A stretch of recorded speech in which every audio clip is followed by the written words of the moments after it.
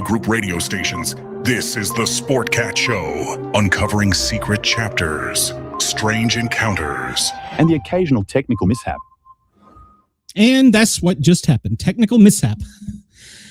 So I'm going to give everybody a moment to catch up to where we are, because we're not where we're supposed to be. I don't know what happened. It totally went crazy. So we are going to be setting. I sent the link to the co-hosts, and I don't know what the hell just happened. Let me go over here and bring Harley in. Harley, we had technical difficulties, so I think we're up and running in Australia, so that's good. And Anne is backstage, so she got the new link. So Jesus Christ. Talk about stressing me out. Okay. So everybody, I appreciate your patience during the technical difficulty in the late start. We are live in Australia. Good morning in Perth. It's 10 a.m. 1 in the afternoon in Sydney. Good afternoon to you. Thank you for tuning in with us and catching up with us. I appreciate it. And it's WZQR and WRFN as well. Tonight we have two guests, as always. Our first guest, Anne, well, she's been here a time or two before, and we kind of like having her around, so we invited her back with her new book. So let me bring her out. Hello, Anne. How are you? Hi. Doing great. Thanks. So sorry that the studio went totally nuts. No, that's fine. That's fine. I've had stuff like that happen before, so I'm glad it's just not me, the only one that has that happen. So I figure you were probably backstage well, in the other studio. It kept holding, and then I could see your chats, and I was thinking, am I not doing it? So I sent a private chat just thinking, well, I am here. I don't know what's going on, but it's all good. We're in, and here we go. Yeah, we're here. So, Anne, how are you? Let me catch up. Okay, so some of the chat caught us. Here's Chris. Welcome, Chris. Chris, tell everybody we got lost. So, how are you, Anne? We've got a lot of catching up to do. You wrote a new book. Uh-huh. I understand your cats are gaining popularity, more popular than you. They are. Those dang cats are such camera hams too. So yeah, the cats are getting as much play as I am anymore. And yeah, I got an interview request and they said, and pictures of your cats. So I was like, wait a second, what's going on here? You don't like me? Yeah, it's not so much me, and the cats. Make sure you include them. So yeah, that's fun though. They're great. I actually had one of them out here for a bit, but he started getting whiny, and so I took him back in the house and said, "You're out, not today." Gotcha. So you got a brand new book, and now is this one in the same series, or is this a different series from the last? This is the Dig Site Mystery Series, and that is different from the Deadwood. So this is it's book 3 in this series. It takes place down in the Yucatán. Maya dig sites. It's kind of my Indiana Jones, supernatural, all that good stuff together. So it's a lot of fun for me, but it's also a lot of research. So I spend it takes me about a month or two longer to write this book because every scene takes a lot of time away from the keyboard just to research and make sure I get all this great Maya information correct so I can share it with readers, but then weave fiction all around it. My hair keeps dipping in my eyes. It's like, get out of the way. Yeah, so that is a lot of research. Have you ever been down there in person, or? In a couple weeks I will be. Ooh, I'm jealous. I'm jealous. Yeah, no, not. I've watched so many videos. I've been to Mexico a few times, but I hadn't been to that particular area yet. But yeah, we'll be heading down and doing some research for book 4, which will happen in about 3 or 4 books from now. But I want to get this going. Yeah. Well, I read somewhere you were going to try and get another book out this year. Is that happening? No, because it took so long with that dig site book, with Chewed Up by the Jungle. And then I had some family stuff come in November. So all my plans to get going have kind of gotten pushed back with family and real life, stepping in. But I am starting this month, getting into the 7th Jackrabbit book, getting rolling on that. And just going to hope to have a busy 2026. Yeah, no kidding. You're still co-authoring with your husband, right? Yes, and that's one of the books for 2026 that we're working on, the 6th book. I'm starting to lose track of numbers now. That's what I was going to ask. How many do you have all total there? This new Jackrabbit book, the book 7 that I'm writing, is the 40th book. It will be my 40th published book. So, yeah, it's starting to get, I need to have a little thing on my wall that says book such and such, you are working on book, such Maybe you and could do one of those OSHA signs, number of days since last book published. Yeah, exactly. Yeah. So, but anyway, yeah, I'm excited with this new, to go back to the desert. It's fun, but the jungle was a blast. And I'm pointing at that guy. It was so much fun. And I learned so much every time I do that, a book in that series, because there is so much research. And I really like to try to weave real, history with some supernatural ideas and what ifs. And then, the fiction mixed in as well with the characters that we all know. Now, I know you did a lot of research, as you were saying. Any little teasers you want to give to anybody that might not have picked it up yet? Well, there's a lot of fun with kind of creepy fun with butterflies, of all things. So, yeah, when you start digging into the lore or mythology of different, civilizations, butterflies are quite, something. They play quite a role in several, and they were big in the Maya world. So it was fun with that. And you can order the print book from my online store, and I actually got some butterfly wrapping paper, and fun stuff that goes out with it, just to kind of, if kind of when you open the book, Cool. Little butterfly fly out at you when you. Wouldn't that be neat? You open it and out flies the butterfly. So, I'd probably cause an accident, so that's probably not a good idea. You'd have to put a warning label on it, or the lawyers would get you. Exactly. Be cautious when you open this. Yeah. Open at your Hi, own Brenda. I don't know if you. I don't know if you've met Harley. If you've met Ann, I can't remember. If she was helping co-host. She's picked up and helped me while my other co-host decided to go have lives and get jobs and. What are they thinking? I don't understand it. Nobody gets to have lives anymore. Come on. Yeah. So, but Harley is my new co-host, and she's wonderful. She is my avid reader. She amazes me. She will have read the books. I don't know if you've had a chance to read hers yet. No, I haven't, but I will. She's like read them right before the show, and I'm like, how do you do this? I can't read one book a year. Well, you got to think this week I've worked both my jobs almost every day. So, yeah, you get to it when you can. Yeah, life happens. Yeah, no kidding. So, but I do read all of our guest books. Oh, we have some catching up. She's got 40. So, yeah. You don't have to read them all. You could just read one if you want. And I do try. No, I'll probably read all 40 because last week I did 11 in a week. Wow. I love it. I love it. I used to read a lot more like that before I started writing. And then now writing takes all of my time, plus the marketing. Before we got on, I was working on, I have a Patreon page now. So I'm trying to do really fun stuff for the Patreon folks that's unique to that's not on Facebook, that's not on anywhere. And then also there's YouTube that I'm building too. And so I have stuff that's just for YouTube people. So the whole social media, this whole AI and you can clone yourself, there's a part of me that's saying, oh yeah, I need some help here. And I still have to get caught up on my, what is it called?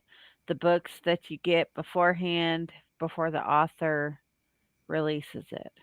Oh, the pre-release. I can't. Pre-release. No, it's like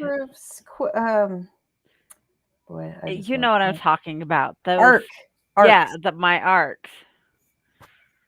Yeah. So, is the one you've got now the new one? Is it a good place to jump on, or do you have a lot of reference to the backstory that you need to know? I try to write every book so that you don't have to read the previous books. However, it does enrich the story if you read the previous ones. I will try to introduce concepts in later books and just do a paragraph or so reference back to give you, in case you haven't read or you can't remember, what you read a year ago. Then it'll help you, refresh you. Oh yeah, that's what this whole plot is about. And then I'll go on. So I try not to spend a lot of time backstorying it, but I do give enough to try to help, like I said, if you've, especially like the Deadwood series is 14 long, and there are plots that I'm pulling strings from way back, in the early books. And so I need to give you a little heads up on what we're talking about here and what the situation was. So I do that. And it's the same with this third dig site book. If you start with one, it's always the most fun because you get the whole, some of the arcs at the very beginning instead of the whole series arc, but you can jump in. And I have had some different arc readers and reviewers jump into book 3. And it's really cool because they've written to me and said, I wasn't sure how this would go because I started at your third book, but I enjoyed it and I loved it. Even though I hadn't read the first 2, it was still, a great time. So I'm doing the job right, I believe. You must be to have 40. And you've got a pretty loyal following too, I see. I do. I have wonderful readers that hang out with me and they come to book signings or I have a Deadwood event thing I do every year in Deadwood, South Dakota. And they'll come to that. A lot of them, a lot of regulars. We've done it for 11, 12 years, something now. Some years are bigger with more events. Some years are more, low key, but we do, have little get-togethers. I do online book signings for those who can't make it. So I'll sit there and, you order ahead of time. I'll write what you want in it and I'll do it while you're watching me and then talk to you a little bit and then go on to the next as if you're standing in front of me. So I do that too. And I try to, like I said, I have this whole, I realized last year, at the end of last year, 2024, that my page, the Facebook algorithm, all that stuff was starting to work against me. It was really hard to reach people. So that's when I thought, okay, we've got to shift things. I am also doing some on TikTok to try to build that. I'm just, there's a lot to juggle, but I'm trying to move away from Facebook and Instagram just a little, where I used to spend all my time there, and really devote to, like I said, Patreon. And I have free people over there, or you can be in tiers. And if you're in the different levels, some of those you can get the book chapter by chapter as I write.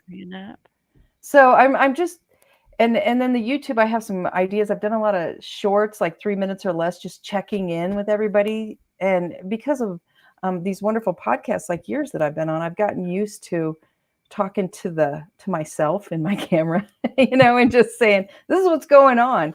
It's like me in the morning looking in the mirror, when I wake up and talk to myself anyway about what's going on. So it's not much different, just, not in my pajamas. But weren't you the one that told me about Wednesday waffles? Yeah, I think I did. Wednesday waffles. I hadn't heard of that before. Are you on Patreon under your name? Let me go over. I'm in here working right now. So let me go out to it. I believe it's just Ann W. Charles. Or no, Ann Charles. Patreon, Ann Charles. That's it. Well, I can post the link maybe can I post the link? I can only do private, but I could put it in private. I found you. Okay, good. I was going to say I could post it, but so yeah. And that's just, like I said, it's something I'm building. And I'm going to do more of in 2026. I really kind of started all this. I tried Kickstarter in 2025 for an audiobook, and that went well. So I'm going to do more Kickstarter stuff with audiobooks, even though I know audios don't go as big as like print books and some other huge. stuff. Okay, Chris, I didn't say I read 11 books. I said I listened. Well, I listened to 11 books here in this last week because I have ADHD and autism. So for me to sit and read the book, I reread the same paragraph like 12 times. Yes, right, right. But to listen to it, I comprehend it better than I do reading it. Well, I do have the Dig Site series. I have all the books except the newest one, Chewed Up, are out in audiobooks. So you can find them either on my website, in my online store, or out there and around wherever online. So you can listen that way too. And they're ebooks, they're print books. We try to mix it up. I don't have Chewed Up in audio yet because that's one of the Kickstarters we're going to do early next year. And it was a lot of fun coming up with cool, reward level prizes, or I don't know if they're prizes, but you can come in and say, oh, I want the $30 reward level. And then you get these extra bonus swag things. And so we had a great time doing that with Hip Deep in Bad Company audiobook, and it worked great. So that's why we're going to do it again for Chewed Up. It's an opportunity for the fans to get really neat promo gifts. Because my brother does my art and we own it, then I have just so much wonderful, amazing art that I can use on swag. It's really awesome. So yeah, it makes it more fun. All that we can do. So just keep trying. I'm trying all kinds of different stuff to mix it up. Have you got the same, I guess, voice actor for each book, or do you change it up? We do. No, we stick to the, well, I mean, like for the Undertaker series, Jason Culp, he's amazing. He does all of those. Carolyn Schaefer does my Deadwood Mystery series. Lisa I've Larson. listened to a few books that Carolyn's done. Yeah. I don't like I've like the last series that I just listened to, it was AI generated and it was horrible. Yeah, see, we're still doing, and that's part of the reason for Kickstarter is it to get real people. It's not cheap. These guys are professionals, of course. You have to pay for the good stuff, and so we want to do that. And so a lot of times, if we can do like a Kickstarter and we get part of the money up front, then it's not about trying to earn out at a low royalty rate, because with a lot of these companies, the authors make that much money off the total book. So it takes us a long time to make up costs. Where if I did, with the Kickstarter, we had it cost mostly paid. And so then it's just, we can get it all done. We can get it out to you. And we're not spending all this time just hoping to make up the cost of this thing. It's not even about profit. It's just, trying to get really high quality audiobooks out there to everybody and make it more fun. And yes, my books are on Kindle. Someone asked me, I just saw that in the feed. So yeah, they're Kindle, and I have the Dig Site series. The first two are on Kindle Unlimited. Everything else is just Kindle. I have them on my Kindle now. Oh, thank you. I have to switch my ear things because I think I put them in backwards. They keep falling out. So anyway, that's me in technology right there. Yeah. What with doing all this with the social media and trying to write, what's a typical day like for you? I mean, you start early, start late, or no? And since now we're in the winter and it doesn't get light until 7:30-ish, I have gotten into the bad habit of staying up till about 1 or 2 a.m. and then rolling out of bed about 8:30. And in the summer, down here in Arizona, we get sun at like 4:30 in the morning. So we're up super early, but now we're in winter mode and it's pretty sad. I was telling my husband the other day, I think 10 o'clock appointments are now too early. I need to push them back further because I'm staying way up into the night. And a lot of it is just, there's so much marketing that has to be done, social media, all the different things to be out there for us. And unless you wonder if you're fortunate enough to be able to pay for someone to be doing it all, that's really awesome. And I do have help, but there's still so much that has to be me talking to people. So it's real. It's not just canned stuff. I'm really here. And you can tell I'm not AI because I constantly screw up. Like I just put up a YouTube check-in video and I had to do it 3 times because I kept going over the 3-minute mark and getting cut off. So the third time I just let myself, I got cut off again. And I just put a little thing at the end that said, I got cut off because it's like, I can't make this work for some reason tonight. So, I screw up and that's the real deal. I figure you're not getting AI perfection with me. You're getting the real deal in all ways. So expect there to be a little bit of, human reality mess up in this. Makes us human. Yeah. Yeah, that's me. And a lot of my books are humor. I mean, every book just about has a strong humor plot blended in. So I feel like this is just part of my, brand is technology problems, all kinds of stuff. That's my characters. So it works out well. Yeah, with some of these topics, how do you blend the humor in? How do you keep on point while trying to add the humor in? Is that hard? Sometimes it can be a little harder, but I can tell you when I write a chapter, a scene, I can feel if the humor's off, if it's not there. I mean, it's been almost 40 books now.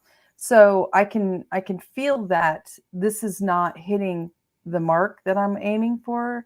So then you go back and rework it. It's like I've seen comedians that have talked about that where they keep trying the joke and trying to land it and trying to get the tone right and the words just right. And then finally they land it just right, but they test it out. And it's that kind of a thing only on the page. You're reading through, it's not quite landing right. It's not funny enough. It needs to be, add a little bit more. So, and sometimes the scenes are not super humorous, but if you can add a little line in that just lightens it up a little bit.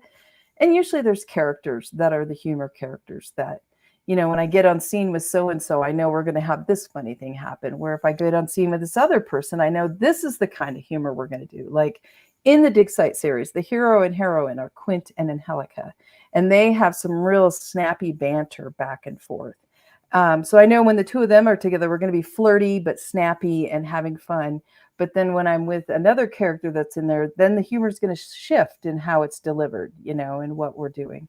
So it's just something with time I've gotten to where I can just feel that kind of a thing, I guess.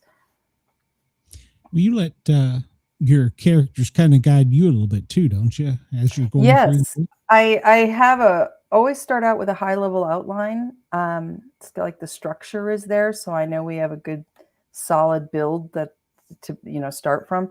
And then I just let them go and we have fun, and what comes, I love it when it surprises me.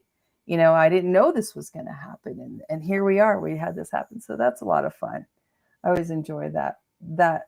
Otherwise, I think storytelling would get stale for me. I know there's diehard authors that write hundreds, 200 books, and it's a lot of work. I mean, that's amazing to me because 40 has been 20 years of writing, and that seems like a lot of words on the page.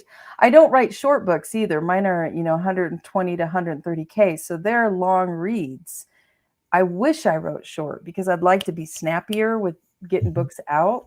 But the storyteller in my brain just says, sit tight. We've got a story to tell and it's going to take us a little bit, but we're going to move fast. So it's not like a slow on the page.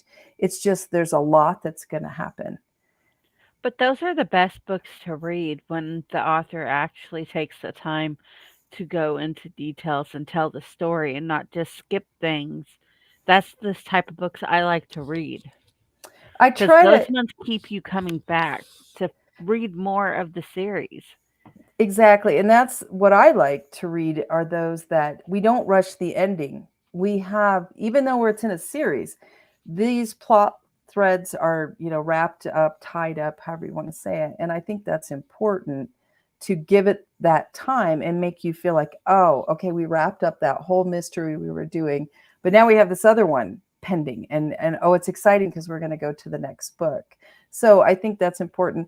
And the other thing I've been doing lately to entertain myself, for example, in Chewed Up.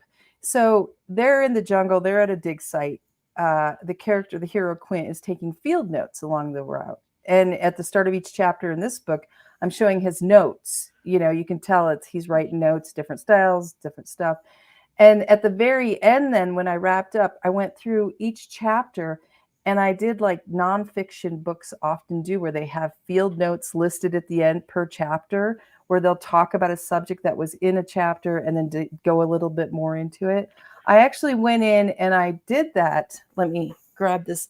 I did that at the end. And then my husband, he's my formatter, did this really fun thing where he formatted, I don't know if you can see how it's like notebook pages ripped out. So we do that for each chapter. There's field notes then. So if you read it again, you can go back, read the chapter, and then read the field notes to hear what Quint, the character, tells us behind the scenes about whatever they were talking about. So it just adds, I think, fun extras for readers. And I would love stuff like that in books. I did that in the last Jackrabbit series book. At the end, I came back in and showed a character behind the scenes. I showed you the dates and times when she was doing this extra stuff to solve a different mystery that at the very end, we find out she'd solved. But you don't know how she solved it. And then you read the extra, the epilogue, and you watch her go, there's like 6 or 7 scenes where we show, pages of stuff where it shows how she was behind the scenes doing all this stuff. And nobody realized it until the very end when she said, I've solved this too. Ooh. So it's fun for me.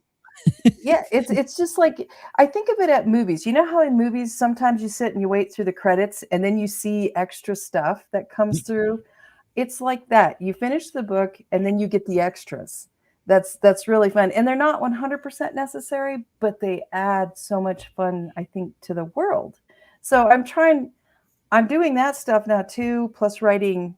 There's an extra scene that if you order the book from me in print, or if you're part of my Patreon paying group, you get a bonus scene that falls between the penultimate and the last chapter. And it just goes into a little bit more detail on some stuff it's not 100% necessary, but it's fun extra and gives you a little more insight on things. So I have that. So anybody that, like, we did a book signing and I went through all the books I ordered, which I didn't expect to. We ran out of books because you get the bonus scene, and we printed out. My husband did a whole little mini booklet of the bonus scene. We call it the lost chapter. And you get that too. So we're just starting to, now that we're up in, 40 and up books, have more fun and do more for the readers to give them more adventure, kind of fun with the books. Keeps you connected to them too. I mean, right. Yeah. It's for the reader. I mean, this is all just, we are nothing without readers. It's like once you build that loyal fan base, they keep coming back. Yeah. Yeah. I mean, without those guys to support me sitting here in my office, making up crazy stuff in my head, I don't know what I'd do. So I'm so grateful that we have our loyal fan base. Yeah. Yes. Right. So I want to do anything I can to keep them happy, because they're keeping me so that I can stay up till 2 a.m. and not make 10 o'clock appointments because it's too early. Without them, I used to do work. I worked for, 25 years at a business. So I don't want to go back to that. I want to keep doing these crazy hours and telling stories. It's way more fun.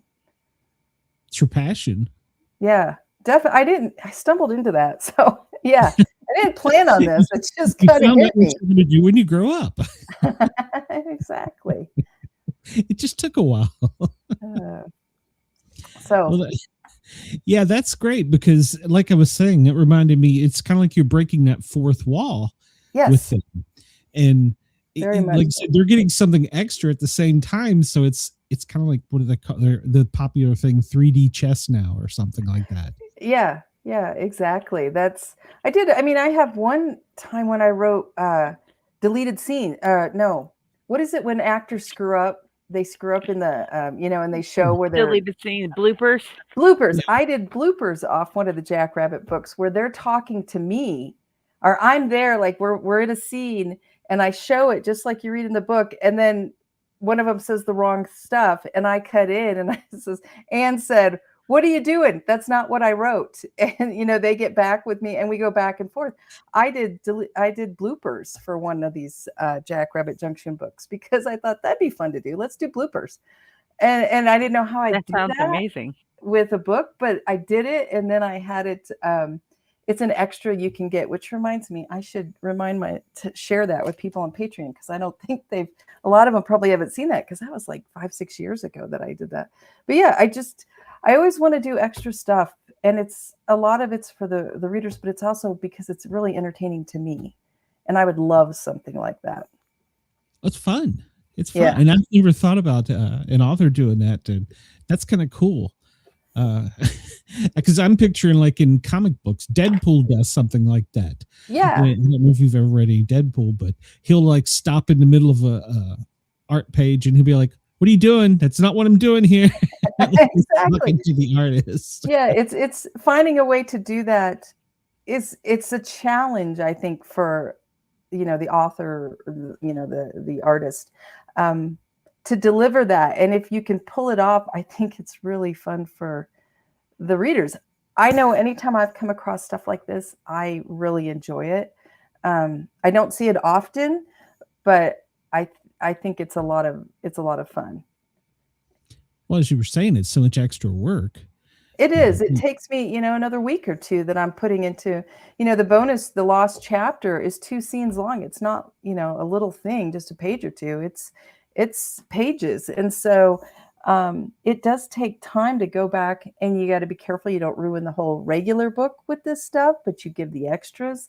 The field notes in this took me a little bit longer, because I had to go back through and think about, okay, what would we talk about in relation to this chapter that happened? And what would Quint, the character, say in regards to what we were talking about in that chapter? So it's not even Anne coming in and telling you field notes, like references, authors. This is the character doing that. So how am I going to do that? And it's just a challenge that, I don't know, it keeps me entertained as an author to try these different, things. Now, you're writing that. Your husband's not co-writing any on these, right? He writes the Undertaker series with me. Yeah. So he's currently, today, I just wrote him before we got on, just saying, how's the writing going? Cause he's working on number 6 in that series at the moment. So we plot together, brainstorm together. Then he goes through and writes first. And then I come through after and just do my part, adding on. I think of it as building. He builds, we plan out, the drawing of the house. He builds the studs, the walls. I come in and put some paint and do, let's put these curtains in here, and just together we build the story, and see what comes. But yeah, he does a lot of that initial on the blank page, the blinking cursor stuff. So it's wonderful for me because I don't have to look at the blinking cursor much. There's words there. Yeah, right. Yeah. Writer's, what do they call? Writer's block, where you're just sitting there looking at the page, like, what do I put here? Yeah. What am I going to write today? Do you ever have writer's block? Oh, I do. Definitely. Especially as I've gotten older, and like last year, my mom passed away and I was out for about 2 months. I just could not get my brain to tell funny fiction. It was just a hard time. And it wasn't just the grief. You're making your way through that. It's like the creative side of me kind of went away. And I was really nervous about, boy, am I going to be able to come back and write humor like I did? She was one of my first readers, always. And so part of it was sharing with her and making her laugh, and it was a shift. So I really, I gave myself permission to take some time, and then when I came back, it was like, okay, let's see if we can do this. And that was when I wrote Cops and Clobbers in Deadwood, number 14. And it was, oh my gosh, I thought it was going to be so much easier than it was, but it was tough, but that's good for me because it challenges me to write this kind of a story. It was, gosh darn it. What is it? I can't think of the kind of mystery it is. My brain's not working tonight, but anyway, it was just a style I hadn't done. And I didn't know, I thought it would be easier than it was, but in the end it wasn't, but it came out really, I enjoyed what, finally came out from it all. But I think that's part of writing growth as a writer, is to continually challenge yourself to try something new and different and see if you can make it fly. And in a long series like the Deadwood series, where there's 14 books, I try to do that with every book and use a different theme and premise and style and what are we going for here, so that when you binge them, you don't feel like this is the same book, just a new number on it, same type of thing. Everyone needs to feel a little different with the same characters. I think that's important for the binging. And I'm a binger, so I don't want the same thing over and over. I want the same characters, but I want to feel like each book has a different flow to it and feel. And yeah, I mean, Harley, you're a binger, it sounds like. So if you have the same, Hardy Boys maybe style mystery, and I'm not trying to diss them, but something like that, it's going to be, okay, I'm losing my interest, they're all, I write character driven mysteries. So that really helps too, that you're watching these characters grow and change over time. I like that you mentioned the Hardy Boys, because as soon as you said that, I was like, yeah, I think only made like 3 books in or something. Because it was a style, right? And those are great, but after a bit, like Nancy Drew and Yeah. Babysitter's Club, they were all the same yeah, concept, but not different. I think if you're going to write long, you have to really work at making it feel like life. I mean, every year of your life is different. Every month is different. You could put themes to your life, and like this month, oh God, this was a bad month theme. Mercury was retrograde, and everything that could go south did, and it was just about survival. Making it till the end. And then this month was all joy, joy, joy, and happy times and funny stuff. So it's like life. Everything switches. So every book has to feel like a day in the life of how, things change. Now, you've got the series that, like, once you said on, this is 3 and 15's coming out on the other. Have you ever thought about doing a total separate one? Like, I have thought about, I've got a couple other series I'd like to write, but I don't have time because wonderfully, I have the problem that the readers, when I'm writing a book and delivering, as soon as I put it out, I'll get, when is the next such and such coming? And I get emails, when is the next Deadwood series coming? When's Undertaker? I've been waiting for Undertaker. I love this book. When is the next Morgan Sisters and Jackrabbit Junction? I've been waiting for that. So, and in the last few years, because of, like I said, my mom passed away, my dad almost did, I've had breaks. So these poor readers have had to wait a little bit longer. But thankfully, there's a ton of authors out there that write really great books. So, and I've got a lot of author friends that I'll say, have you checked out so-and-so? While I'm writing and trying to get my, buns back going, you might want to check out so-and-so because she's really funny too and writes great stories. So I always think of it, authors shouldn't think of it as we're competing against each other for sales. I think of it, we are joining together to provide multiple, entertainment things for readers. So I need all my author friends because I don't want to write 24/7. I want to enjoy my life too, and live a little. That's a good point. Do you have any authors, if you want to drop names, that's okay, that you really enjoy as much as some of your fans enjoy yours? The problem I have is I don't read what I write. I love historical romance. I love to watch sci-fi movies. I don't really want to watch historical romance so much, but I want to read it. But I want to watch sci-fi movies. And I'm really disappointed that there's not more sci-fi constantly coming out because I love those. And so it's like I love adventure too, movies. So it's really weird. I don't read a lot of what I write. The mystery, I see mystery subgenres in other shows like a science fiction, and then I pull that in. And really my books are not just mystery, but I had to throw something on it to fit it on a shelf, or a virtual shelf. So mystery is kind of where the main focus often is, but they're really mixed genre. I mean, I have supernatural down in the jungle with history, because there's a lot of Maya history. a lot of humor. There's some romance. So I just throw those all together. And then I go, and it's a mystery too, by the way, because they want you, publishers or different sellers want to say, well, what do you write? And you have to try to explain to somebody. It's easier just to say it's a sort of mystery, but not a cozy. I don't write cozies. And I have nothing against cozies, but these have language in them. Not a big fan of cozies myself. I like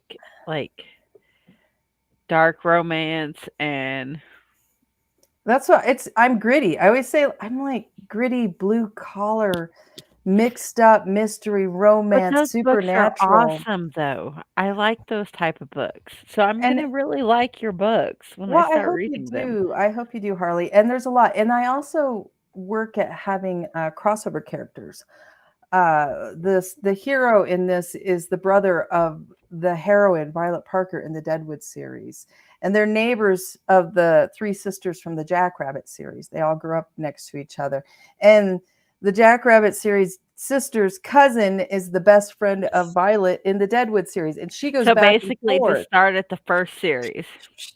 I That's actually have great. on my website, I have listed all the books out by series, but I also have listed out by time order, because there are times like right now, Deadwood Mystery and Jackrabbit are running like this. So Natalie is the cousin that's the best friend. She just left Deadwood to go down south. So now I'm writing that book in the Jackrabbit series with her down there. So you can read the books in time order, or you can read them in series order. It's up to you. Because of that crossover, I also list by time. So if you like to jump between series and just watch, you can do that too. It's really up to you. I like that as a binger. I love that because I want to binge a series and the other stuff, and then I want to binge watching the crossover stuff and who's where and what's going on. So I try to keep that in mind too. You sure you don't do comic books? There's a lot of that in there. I know it's really cool. It's one of the really neat things I enjoy about that genre is, how they do the crossover and how your characters can be over here and then they're back. Well, And I think it's fun. that's like the Vampire Diaries, because I'm a big fan of that. They did the Vampire Diaries in the originals, then they did the other one that was like the daughter of it, and now they're talking about doing another spinoff of that. See, yeah, I think if it's well done, it's so much fun.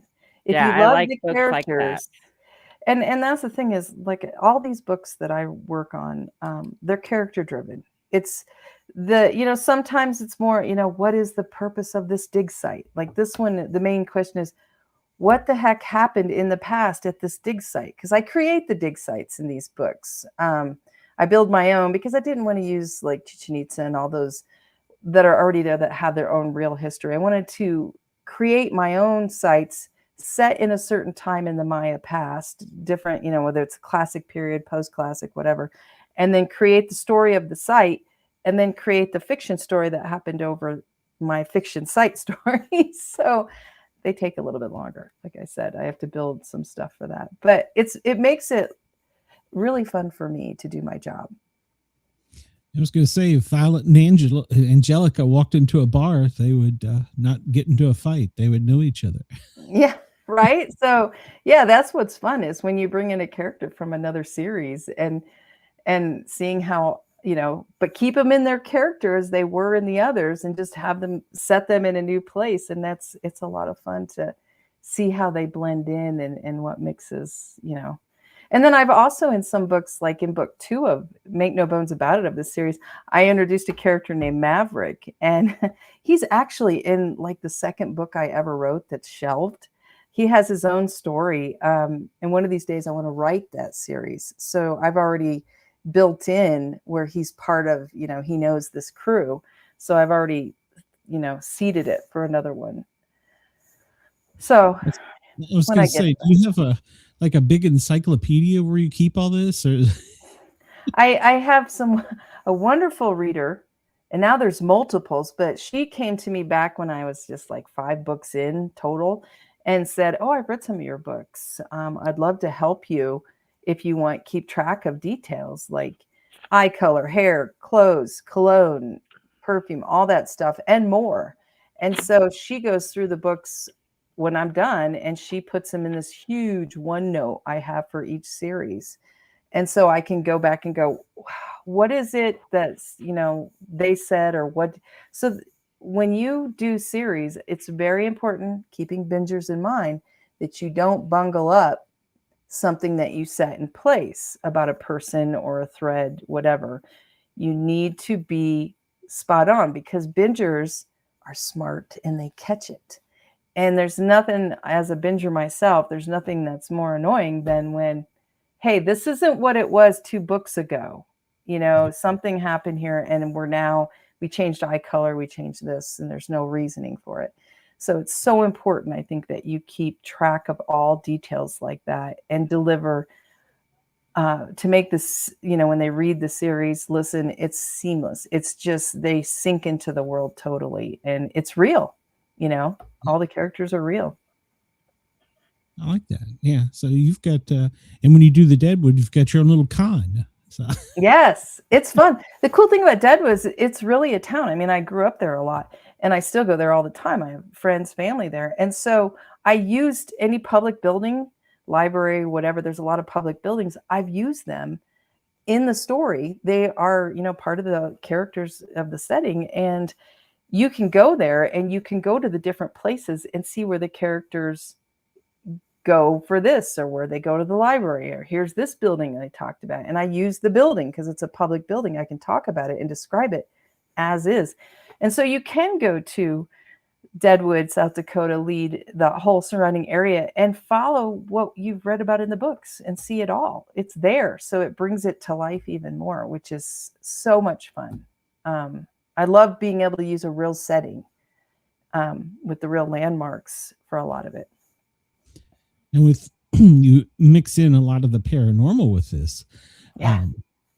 Have you mixed in things that you've actually had happen or? I have mixed in things that people have told me. I now have this wonderful thing that happens that people come to me and they tell me ghost stories that they've experienced. And it's awesome. I love hearing that. So I've blended stuff like that. I know, like I said, using the real buildings in Deadwood where everything's haunted. I swear there it had such a rough past, violence and, stuff that has happened that there's a lot of ghosts all around. So blending in what I've learned about the history with ghosts people talk about, there's a little boy ghost that's in, I think, the hospital or the opera house up in Lean. So use that. Here's this little boy ghost, that everybody has stories about. So yeah, I've experienced some crazy stuff. I'm more, but I am not a full on, I'm more of a dud, but yet now I've experienced stuff, I think, because I've opened up to listening and watching and paying attention more, maybe. So yeah, there's some fun supernatural stuff that I've been able to put in. And the Maya, the dig site series, oh my gosh, the Maya had so much in their mythology with all these wonderful paranormal like beings. And with that whole series, the idea is, what if the Maya mythology was based on true creatures they saw and dealt with at their time? And what if they're real? Some of these wild and scary things that they talk about, what if it's all real, and they were there, those beings and gods were really there, and demons that they had. So it's fun that way to explore that idea. It is, yeah. Because, well, we don't know. We weren't there. Yeah, maybe something really happened and then they've gone back away for now and they're going to come back again. Who knows? Yeah. It depends on your beliefs. That's a lot of it. Yes. Now, do you believe in the ghosts and stuff? I didn't used to so much. Like Violet in my Deadwood Mystery series started out not, but now she does. And now I'm that way. I've had so many things happen, wild and crazy things dealing with people, mediums and stuff that I've worked with that surrounding me even. So now, yeah, I tend to, I believe it far more. Are there some that maybe are going over the top? Maybe, but I don't know. I think we each have different levels of openness. I don't know if I want to open up too much, to be honest, because there's some scary stuff out there that would make me go, I'm not going in that place ever again, because what I saw in there or experienced. But yeah, I've done lots of ghost tours, lots of stuff like that.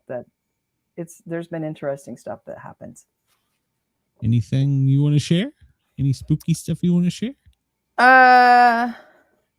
Well, I've experienced several times where when I'm using one of the tools, for the ghost hunters use, having stuff go off, having it just be really centered on me, and then some really great mediums that I've known, and one in particular saying, there is someone right behind you. She's with you right now, and she's there, and you're going to see doves, white dove stuff. And when you see that, you're going to know it's her. And it's going to be at times when you might need her, because it's more of a protective one. And I have had, like I said, when my father almost passed, there were several things that happened to do with a white dove. And I was like, well, there we go. And he pulled through. Miracle. He's 80. He got burned 25% of his body. A lot of 80-year-olds that would kill him, but he's strong. He came back. I think of him as a Superman, because he pulled back out of that. Almost lost him twice, but he came back, and he's back to working and doing everything like he always did. So yeah. And the white dove imagery and things were happening all over. Even a dream he had when he came out was with white doves pulling him back. So it's really interesting. Some of the stuff, I think if you just open your mind to the ideas and then listen and watch, you'll see stuff that maybe we get in our narrow little worlds that you don't see, because you're so tuned into, what my job is, what I have to do every day. I've got to clean the dishes. I've got to do this, that you don't stop and just let's use our extra senses to see what's out there in the world, what's going on. Your gut instinct, how strong that is. If you really listen, to your gut, your heart, all that kind of stuff, it'll lead you in different ways. So it's fun. Have you ever had a medium or something come across with something that you knew was so genuine, so real that there was no way that it could be fake? Yeah. One of them, he knew who the ghost was, and he said is my grandmother, this guardian ghost. And he said her name, and it's not a familiar name. And no, he wouldn't know that. Nobody would know that, because I use a pseudonym. So how would you know my real grandmother's name? That's not an original. It's not like Anna or Beth, a very common name. It's a very original name. And he said, this is her name, and this is what she's doing, and she's watching over you, and she says this and all this. And I was just floored. I was in the middle of hosting one of our Deadwood parties, and he's telling me this off to the side, and I'm just like, I got to be a host here, and you're blowing my mind right now. And that drains you. It does. Yeah. And my sister was there, and I went over to her and whispered in her ear what was going on, and her jaw dropped. What? And I said, yeah. And he even said her name, and he said this, and this that matches up with, who our grandmother was. And she was just floored. So we still talk about grandma's with me, and my kids will talk to her, because things happen in the house, and they'll be like, oh, hi grandma, such and such, and they'll talk to her. And that's ever since he started telling me this, because I was going in a lot of places with paranormal activity, and he said, you're putting yourself in danger, and she's standing by you, and she's guarding over you and protecting you from these malevolent spirits that are also here. So that was kind of cool. That was really, kind of gave me chills, like, oh, so yeah, I'm always like, we talk great stuff about grandma. She's wonderful. We love her. Thank you for protecting us, keep an eye on us, please. Yeah, no kidding. Yeah. When you have that happen, it's almost like a shock, I think. Mm-hmm. Because it drains you. Yeah. Yeah. It just on a show. Yeah. And I was trying to figure out how to be a host at that point. Yeah, it really takes you out of you're doing a certain thing, and then all of a sudden it's like, whoa, wait, this is real. This is really happening here. I've got to go stand in front of or do this thing, and my mind is just reeling right now. So yeah, there's been several things like that I've experienced now that, Wow, it's just been amazing. And I feel grateful that I've gotten to have these opportunities because I'm writing. When I go to Deadwood, there's these old historic buildings from the 1800s. And I grew up part of my life in that town and always wanted to go in these old buildings and see them. And now because of what I do, the business owners there and the building owners will let me in so I can scope out the building, learn about it. And it's the biggest treat. I just love this, that I now can go into these places that I always dreamed about as a kid. So I feel very lucky that I get that privilege now. They'll give you a town key. We did get something from the mayor 2 years ago. So it's really awesome. Yeah. And the Deadwood people and the whole area, they are just incredible. So supportive. They're in it with me. I just love going there. It's my home away from home here. And I just can't say enough good things about the people of those towns and how much they support, what we do. Yeah. Well, you want to tell them where they can find your books at? Sure. AnnCharles.com. It's just ANNCharles.com. And if you go there, you can go to the books tab and start your way down. You can go click on the links to the different vendors, retailers, or buy them from my store. You can see our online store. But if you want to read reviews, you can head over to Goodreads or all over. I'm like a bad disease. I'm all over. Type in Ann Charles and hit Google search. And yeah, I'm everywhere. So fill in the airwaves. That's great. Well, we promised we'd only keep you an hour. You're going to have to come back after your trip. I want to know all about your trip down there. Oh, I can't wait. Yes. Well, and if you follow, I'm going to try to do some YouTube videos down there and some different stuff for Patreon folks and just some pictures for Facebook and Instagram. So if you're following me anywhere on those, you'll see some of the stuff we're doing. All right. Well, one of the two of us, Harley or I'll get in touch with you when you get back and get you scheduled. All right. We won't tell Mickey. It'll be our little secret. So. It's great. Sounds like fun. Yeah. And have a great night. Tell your husband hello. He needs to stop being so shy and pop in one night. Yeah, really. He just knows that I run my mouth the whole time. So he just sits there and nods. Well, we actually had a couple that was a set of authors here recently, and the wife was the one mainly talking and the husband just Yep, and that's exactly right. Yep. And have a great night. Thank you so much. And I still have that information you sent me, and I still need to get something to you. I had some family stuff come up, so I had a death in the family too. So I was kind of sidetracked for like 8 months. Yeah, I'm sorry about that. So it's rough. So yeah. I still got it in my inbox. I'll get it to you. All right. Well, thank you guys. Have a great night, and I'll see you the next time. All right, Ann. Have a great night. We'll see you soon. Bye. All right, bye. Now it's time to say our thank yous. That's right. She is great. Yes, I want to make sure to send out all my thanks to WZQR FM in Pine Island. And of course, we can't forget WRFN, Radio Free Nashville. And we love our fans in Australia. Now, I want if you're hearing me anywhere where you can hear my crazy voice, please come over to YouTube and find the Sportcat shows and hit subscribe because, well, we're just better that way. So come over. It costs you nothing. It means a lot to us.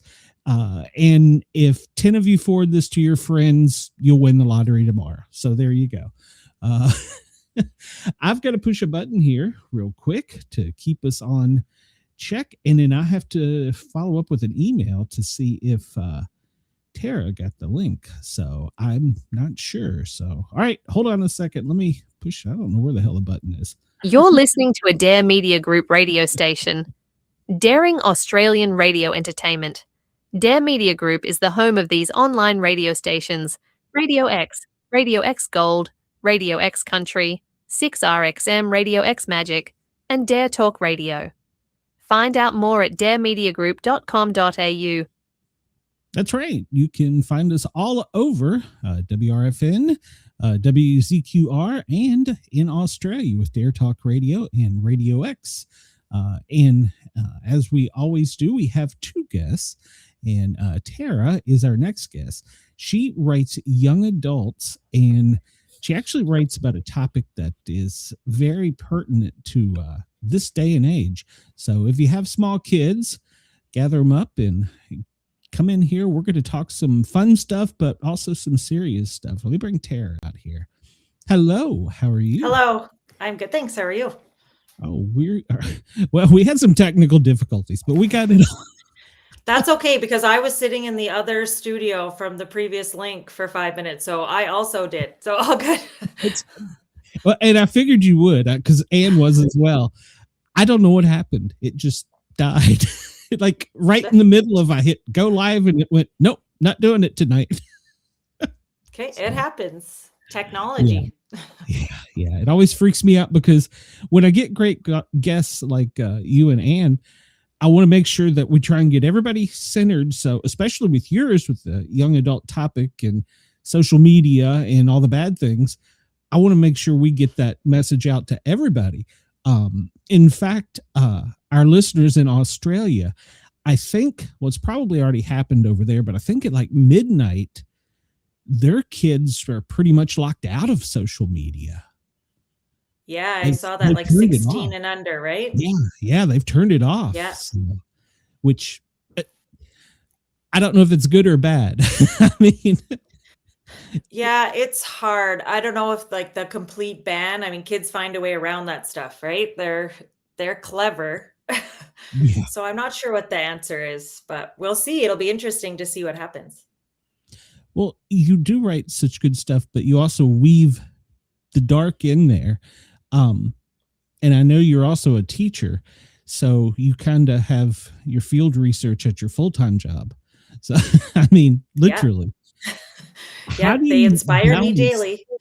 Well, I'm sure. Yeah. What age group is it? I don't remember. Yeah, I teach 14 and 15-year-olds primarily. Ooh, that's a tough years.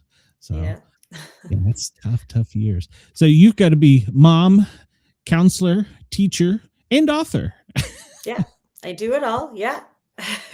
Yeah, they are a tough group, but I will say they are the best. I love that age group. So I think you have to be a little crazy to love them, but somebody's got to do it. So absolutely. And we thank you. You don't get paid enough. We thank you very much for doing it. As a paramedic, I can tell you, I couldn't do it.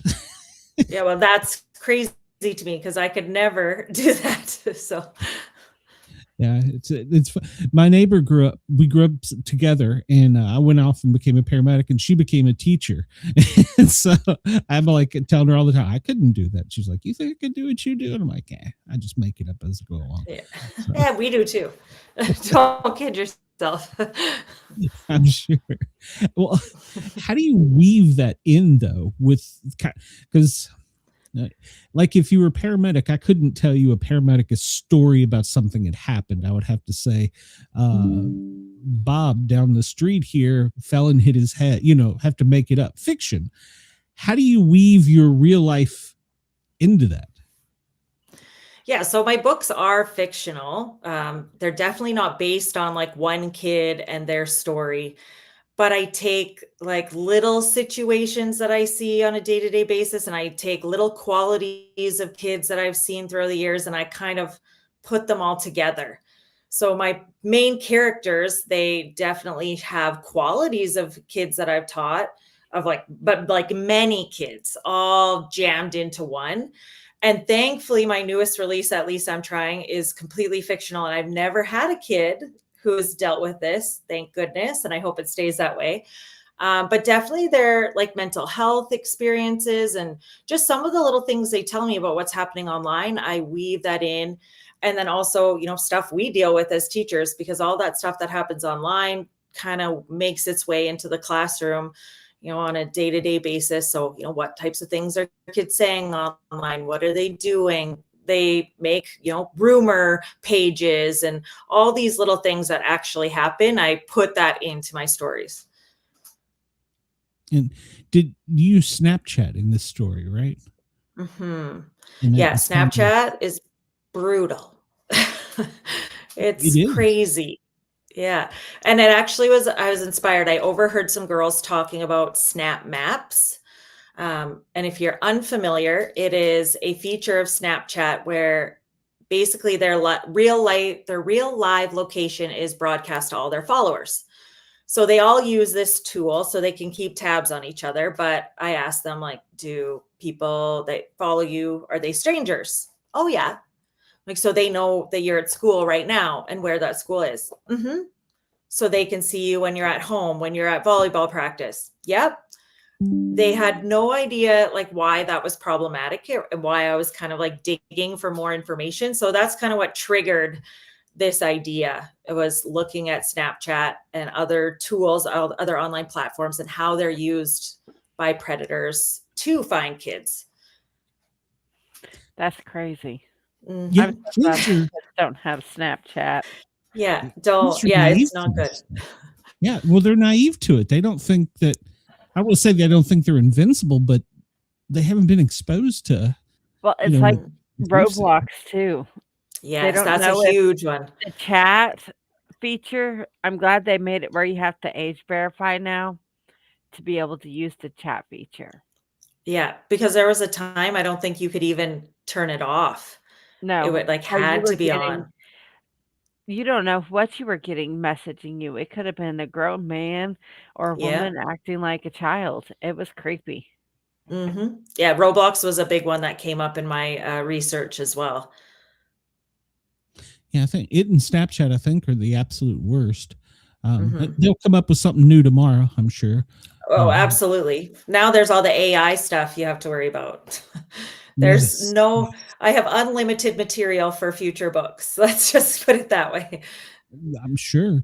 Well, yeah, because you can take a picture and convert it, do whatever you want to it just from a Snapchat. Well, I don't think you can save pictures on Snapchat. But no, they disappear. Okay, so like from Facebook. Yeah, if you wanted to save a picture and then put it on or do whatever to it. And I think the kids are naive to this. Yeah, I think, well, all teenagers, right? They engage in risky behavior. That's actually what they're supposed to do developmentally, is to engage in that risk behavior. And we all did it, everybody. But now with the online tools, it just makes that risky behavior so much more permanent. And it also opens you up to so many more people and so many more dangerous situations because you literally have the world at your fingertips. So kids are continuing to engage in risky behavior, make mistakes, because that's literally their jobs. But now we're giving them the entire world in their bedroom and not helping them navigate that space. And I mean, that's not everybody, but so many kids are just given that phone when they're 10, 11 years old. And here you go. And that's it. There's no, conversation My or kids tools were not moving given forward. phones that can leave the house until they turn 13. Yeah. And then, but phone they did have was very limited on what they could do on it. Yes. Thank you. Thank you. All teachers. Thank you.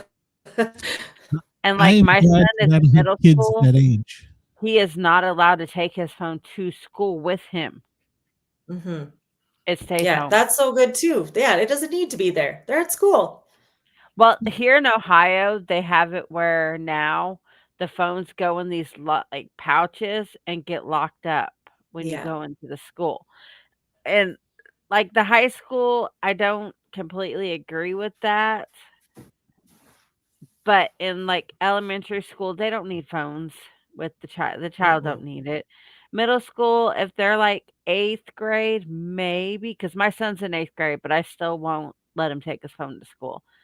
But anything that's not high school, they don't need a phone to school with them. Yeah, I agree. Yeah. We got a Christian. Can't talk. That's my only job, to talk. We have a question from Chris. I don't know what I was doing. He asked, does Tara feel these kids have generalization in their minds that potential predators are just boomers who don't understand how to use technology? That would be me. Yeah, I think even when I have conversations with them, they're just, I guess that we did the same thing when we were kids too. Like, oh, you don't know what you're talking about. You don't understand, right? But And it's I don't so bad understand a lot of the nowadays. tools they use. It's so bad Yeah. nowadays with predators that we can't even send our kids outside to play by themselves. Mhm. And it Yeah, wasn't and like that when we were kids. Not at yeah. all. Like, we were sent No, I agree. outside and told to go out and don't come back till the lights come on. Mhm. We can't do that now. Yeah. No, and even at home though, right? I think that's what they don't get to, like, "Oh, I'm just at home. I'm in my basement. I'm in my room." But they actually like, you're giving, predators access to you potentially directly on I've your phone while you're in your room.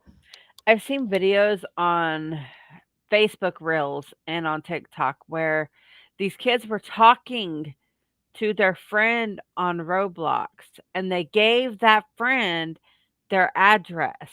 Mhm.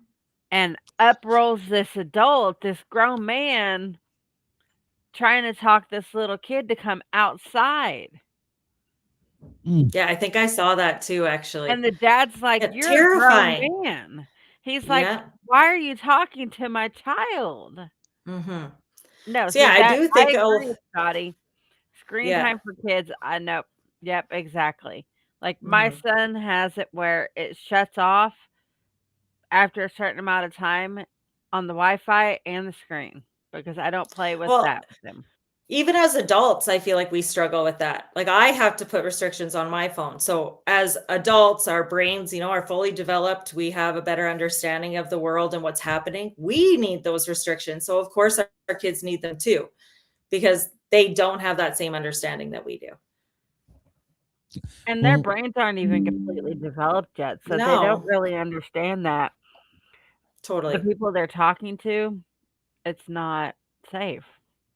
Yeah, and like that before, yeah, they do. They're like, "You guys don't get it. You're just, you're boomers, you're millennials, whatever." But again, that's what kids are going to respond. But our job as adults are to say, "Well, too bad. Sorry. This is the way it's got to be because we see those dangers and our job is to protect you." So, I'm so glad that I don't have kids that age. Unfortunately, I have grandkids that will probably be that age soon. mhm. So, Yeah, yours is little still, so you have like, when he gets bigger, there's gonna be a whole new set of things to yeah, worry about that's Who gonna be knows, worse right? yeah, because Mhm. it I, only Who seems to knows get what'll be. worse with yeah, each Yeah. generation. I Mhm. can't imagine kids today going back to our age, and then people our age going back and trying to experience, flipping it. I can't imagine how kids can navigate because it's almost like they're a radio antenna and they're constantly getting bombed with something, whether it's their friend chatting, a text from mom, or there's always something, there's some stimulation.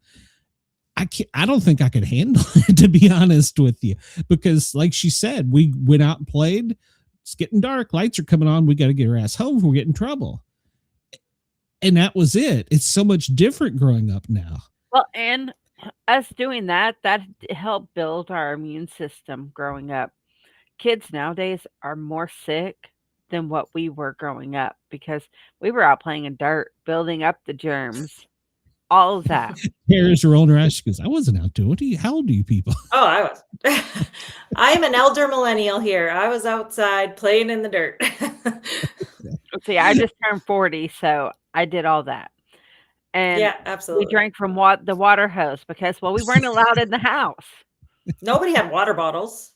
What was a water Exactly. bottle? So we built up our immune system. Kids nowadays, Mhm. my kids are always got cold, sick, and I'm like, and I'm not. I'm never sick hardly. So I'm like, that's because I built my immune system up and I went outside. Mhm. My kids get Yeah. scared going outside because they'd rather be inside on their devices. And then what Mhm. makes it worse is when you take their devices from them, they think their life is ending and they have a complete Mhm. panic attack. And I'm like, seriously, it is not that serious. Yeah, but they become so dependent on it. Like my daughter, she's graduating from college, Tri-C here in the summer. And she's going for speech pathology to work in the school system. and do American Sign Language too, because there's a lot of kids who cannot communicate with the teachers, and the teachers can't communicate with the kids because they don't really know sign language that well. And so that's what she's doing. And she's already scared of how codependent these kids are going to be when she finishes college.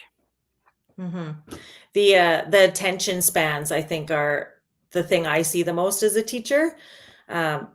Just those, like, Instagram reels, the TikToks, the YouTube shorts, they're consistently getting their information in these like quick bite-sized chunks.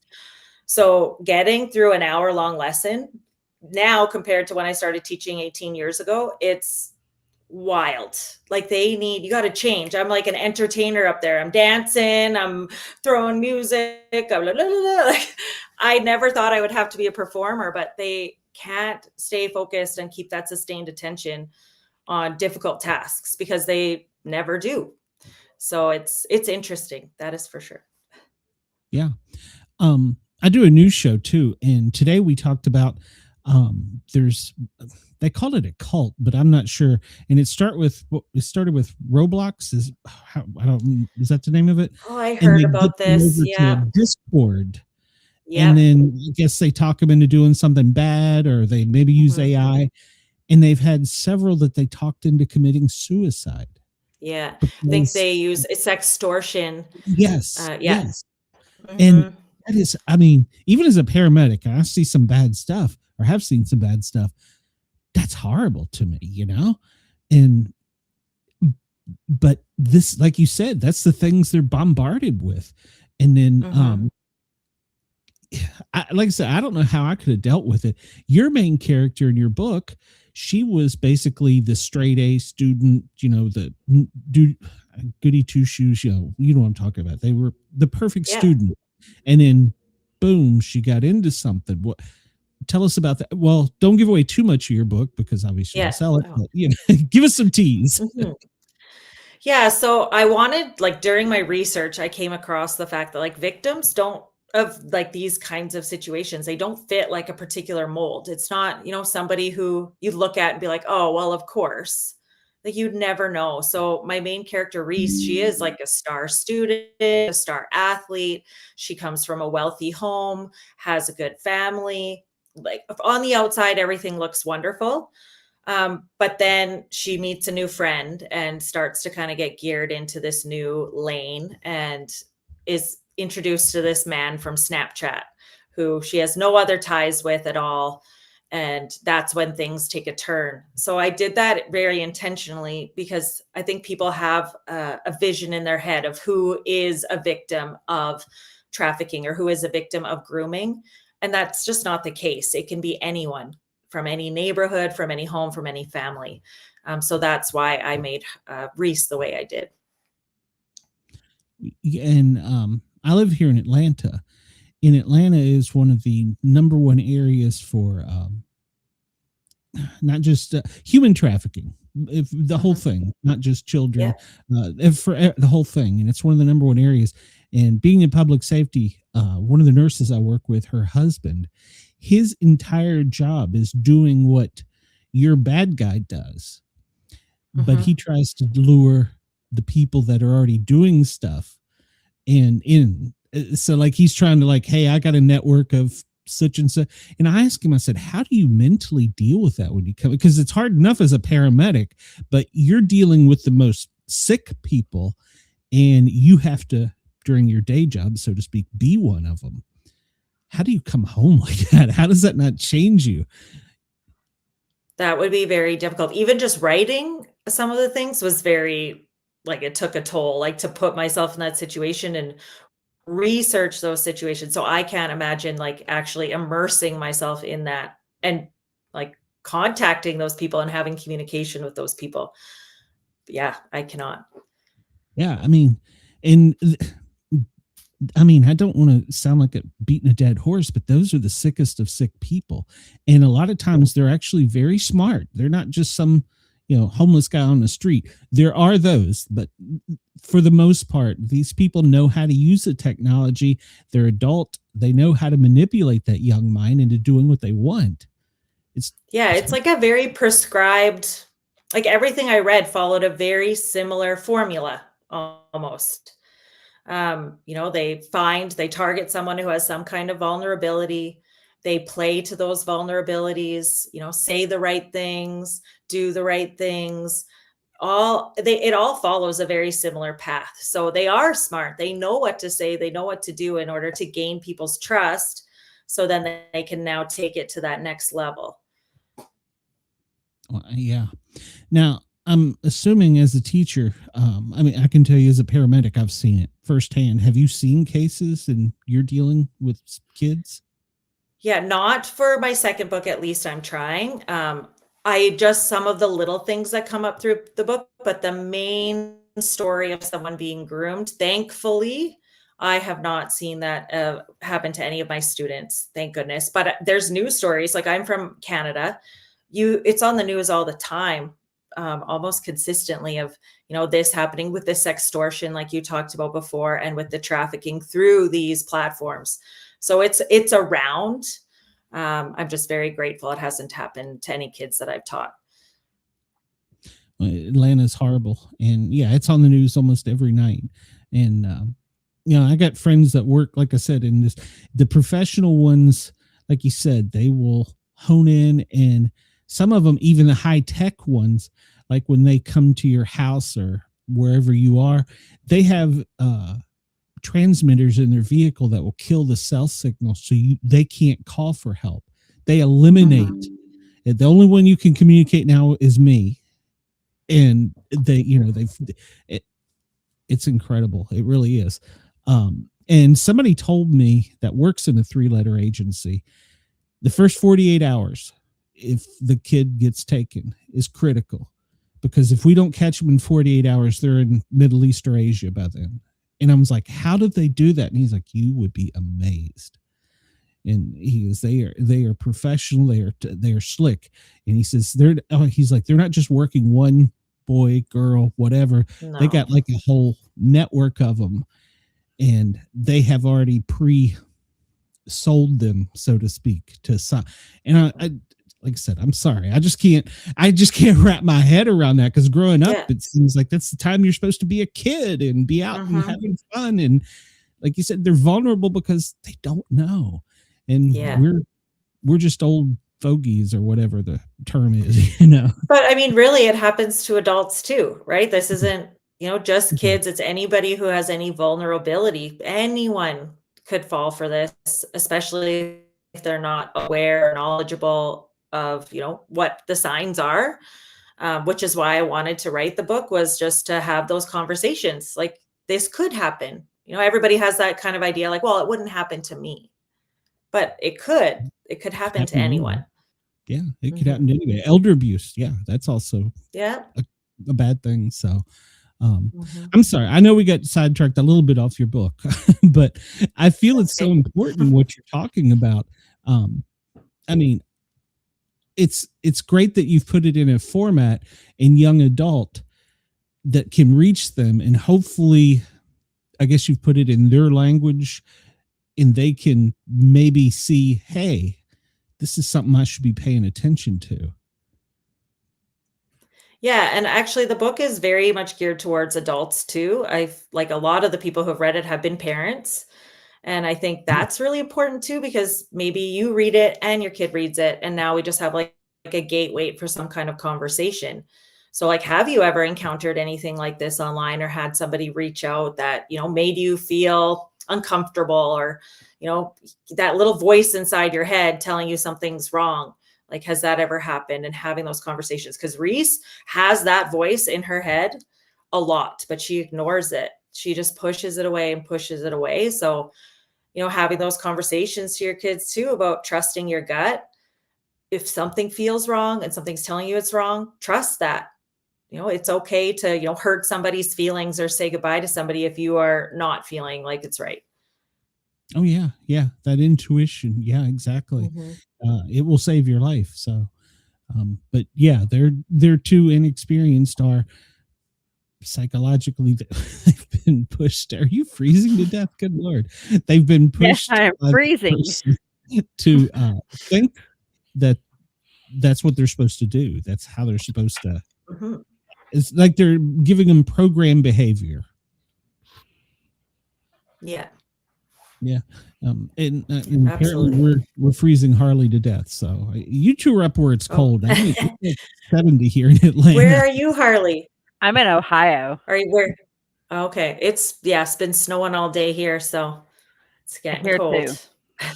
Yeah. You wear shorts outside today. So Yeah. yeah. That'd be really cold. Well, Yeah, it would I'm not be good. needs to visit mom next week, so I will get my cold then. So Yeah. how long of a time span did it take for your student that was doing in the book so well to spiral down? Was it a quick spiraling down, or was it a slow spiral down? It was pretty quick. So about 2 months start to end is when things really fall apart. But I kind of modeled her off of the perfectionist student. So I've seen lots of these students in my time teaching where they're just kind of told they have to get the perfect grades. You have to get the scholarship. You need to, be on the list to become valedictorian. Like all of these pressure. And everything was going great for her until she started to experience failure, and she was not equipped to deal with failure. And at some point, everybody's going to mess up. So I've seen those kids who just they put that debilitating weight of pressure on themselves. And then when they do fail in some capacity, they don't know how to cope. So that happens to Reese, and that's kind of triggers her downfall. She has multiple failures in a row. And rather than continue on the path that she's on of being this perfect student, she's just I don't want to anymore. And she connects with some new people that lead her down this path. So that's why it happens so quickly, is she's not prepared for that change in her success.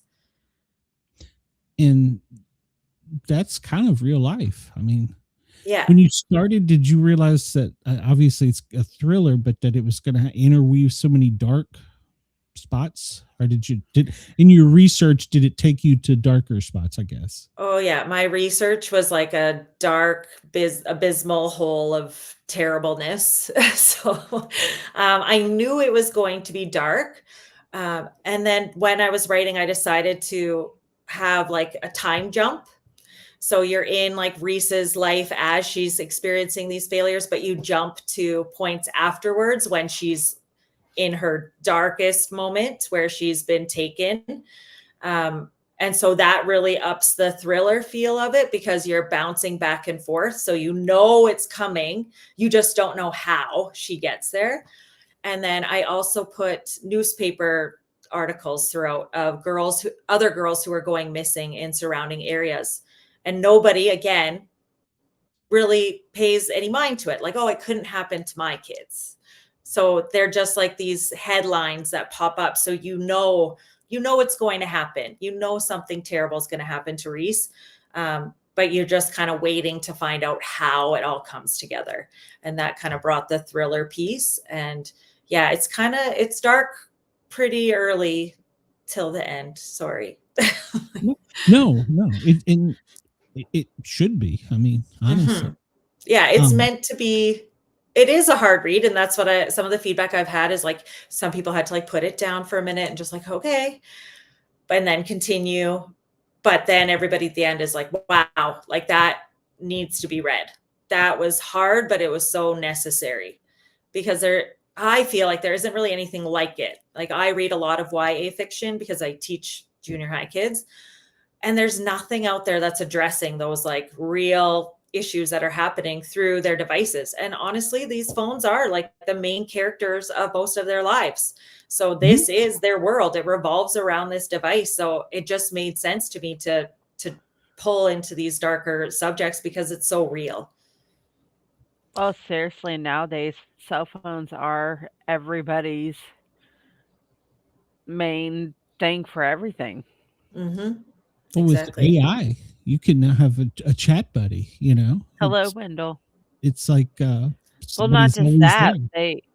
You could pay for everything with your phone. You could do everything with your phone now. Mm-hmm. Yeah, it's everything. So even for Mhm. adults, right? And so for kids, it becomes everything. I saw a quote the other day that said, "This is the first generation of kids coming up who will have more of other people's memories than their own." And I was like, Wow, "Oh, that's deep, but yeah, true. like that's terrible." Wow. Hmm. Yeah. And and I'm sure you've seen it, but a lot of times you'll see all these happy posts and stuff on Facebook, and you're thinking to yourself, they can't always be that happy. They're putting on a front, but they don't realize that, so Yeah, and for and teenagers, they compare themselves to everybody else all the time. That's how they're trying to figure themselves out.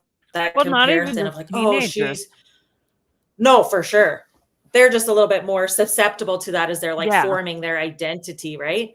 But yeah, we compare ourselves to others. So when you see this like highlight reel and you're like, "Oh, but my I life mean, doesn't I look know like that." personally, me as a woman, all those Mhm. like magazines, how they have the skinny woman in them that's been airbrushed and fixed and not really AI. what they really look like. I still Yeah. compare myself to them, even though that's not what they look like, but that's what society standards are. And so Yeah. even as a grown adult, I do it. Yeah. Well, and now like on Instagram, they have filters and all of the different apps that like their body tune, they change their body shape and figure. And I know, like we know as grown women that that's not real, but kids oftentimes don't. They look at that and like, "Wow, I want to look like that." So that comparison piece is huge. And do you have all the social media yourself to try and stay like ahead of the kids? Yeah, I'll play around with it. Actually, that's like I have kids. They're still quite young, but that was one thing a woman told me was before you give your kids a device and give them social media apps, you go on to that app, put yourself in as their age and stay on there for a couple of weeks and see what kind of stuff is provided to you, is shown to you through your algorithm. And it is wild. Like with young girls, within 10 minutes, self-harm, eating disorders, that is fed to them almost immediately. Like, I know personally, my daughter, when she was in public schools, I had to take her out and put her in virtual schools because she was cutting herself. She got in a really bad group of friends, and now she's an adult in high school, and she has thanked me for taking her out of public schools and putting her in the virtual schools because she would not be where she is today if she would have stayed in that public school. Mhm. Yeah, I definitely mentioned the self-harm stuff like the cutting because it's almost like the norm for young girls, how many of them do that. And I don't know when that started. It has to have been about 10, 15 years ago where this became almost like just what you did as a young girl. It's unreal how common that becomes. And that type of content gets fed to them too. That almost like glamorizes it. Where Yeah. if you're in a difficult situation, right, that can be confusing. Yeah, as a paramedic, they train us to look for that and identify it when we go to the hospital, like tell somebody. Yeah. And I mean, you would be surprised. Even, well, I'll just tell you real quick. When I was 16, I went to stay with my dad on the West Coast, and series of unfortunate events. We'll leave it at that. He cashed in my ticket, and I couldn't go back to where I was from, Mom, in Washington, D.C. And I went in, he took me into the high school and was registering me. And I sat down with the guidance counselor. I said, "I'm not going to be here one goddamn day. I don't belong here." And I explained to him, what had happened, that he had cashed in my ticket. I'm being held here. I don't want to be here. And he's like, "Okay, well, we'll see you at your first day of class." I'm like, "You didn't listen to what I just said." Mhm. And so, especially as a paramedic, when I see something, I want to alert somebody. But sometimes they don't even pay attention, even with the elderly, because we see a lot of elder abuse, especially the nursing homes. And we'll say something, they're like, "Oh, okay." It's like they just blow it off. They don't hear you. So frustrating. So frustrating. So yeah, they end. I guess there needs to be more teachers like you, Tara, because there's not a lot of good listeners out there either. Yeah, I think it's such a complex issue. And I actually do show this in the book too, with parents and with teachers, that the warning signs are all there, that something's going on with Reese, but nobody listens to them and nobody checks in on her and nobody reaches out until it's too late. So it is very easy, I think, for people to ignore those warning signs, or maybe just not know what to do, or not have the resources, whatever it is. Yeah, I definitely integrated that, because that happens to kids all the time. They're not heard, or they are screaming for attention in some way and people aren't seeing it. They're not paying attention and they fall through the cracks. And then you see on the news, oh man, I should have seen that, but it's too late. Yeah. Every day Terrifying. you see that. Yeah, it is. Was this your first book, by the way? I'm sorry. I meant to ask. No, this is my second book. Yeah. Okay. So Yeah. was your first book just purely fictional, or did it interweave some of these things as well? It interwove the social media piece in a little bit more of like a way that I've encountered myself, very much mental health. So it's got a time travel twist though. So it's called Chasing Through Time, and it's basically two protagonists, one who lives in 2001 and one lives in 2022, because I wanted to parallel life as a teenage girl, 20 years ago versus now, but their paths cross and they become friends. And we see very quickly that the girl in 2022 is struggling so much more, with similar issues, but with the added, burden of social media. She has a sensitive photo shared, at school from a boy. She has a lot of mental health issues, a lot of cyberbullying, things like that. Wow. Okay. Now are you planning on writing another book? Oh yeah, I have so many ideas. So I'm on my third YA book right now, which actually is leaning more into like the sextortion realm, because I, like you, have seen those stories everywhere. So I have my first male point of view, a teenage boy, because they tend to be targeted more so with the sextortion. They are definitely the main targets of that. So I'm working through that right now. And then there's actually a character, and At Least I'm Trying. She helps push Reese into her dangerous situation. And I think I'm going to write a story from her point of view, because she is a very interesting, bad character. So I want to kind of get in her head and show what led her to be part of this grooming process. Have you ever read the book Go Ask Alice? Oh yeah, that was my favorite book as a teenager.